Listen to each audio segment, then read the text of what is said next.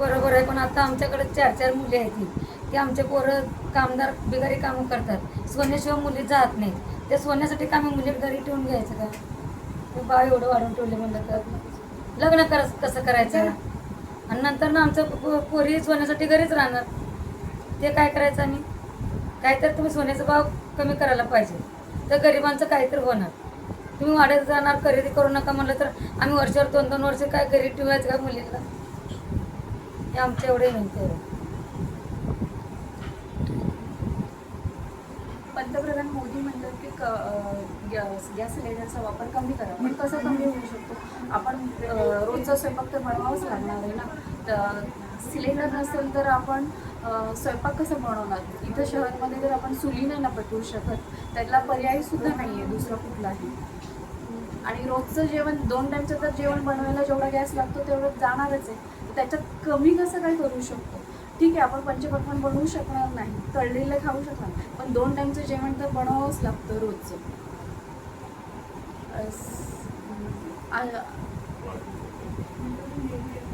कमी करा. वाढलेले जे दर आहेत ते अजून कमी करायला पाहिजे.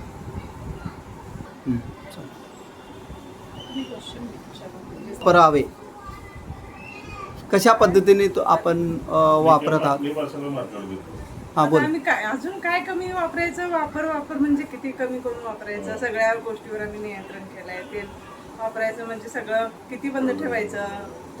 तळण मळण तर सगळं सण येतात आधीमध्ये. तेल तर वापरायला गरजेचं आहे, पण आता सगळं कमी केलंय मी. एवढं सगळं वाढलंय. आधीच तेलाचे वाढते दर बघून आम्ही तेलाचा वापर कमीच केलेला आहे. कुटुंब मोठा असल्यामुळं वापर होत नाही असं नाही, पण एवढे दर वाढलेले आहेत, वापर कमी केलाय. अजून कमी वापर करायचं म्हणजे काय? खाणंच बंद करावं लागेल. करायचं का बंद? दर कमी करायला पाहिजेत त्यांनी. दर कमी झाले तरच वापरावर पण नियंत्रण येईल.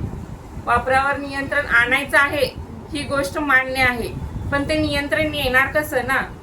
दरच एवढे तुम्ही वाढवून ठेवलेले आहेत.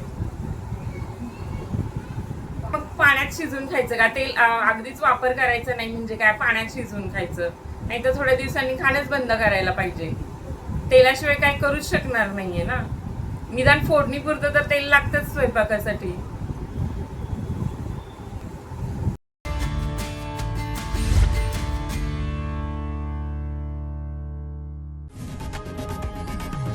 लोकशाही मराठी ऐका, पहा, जागरूक रहा.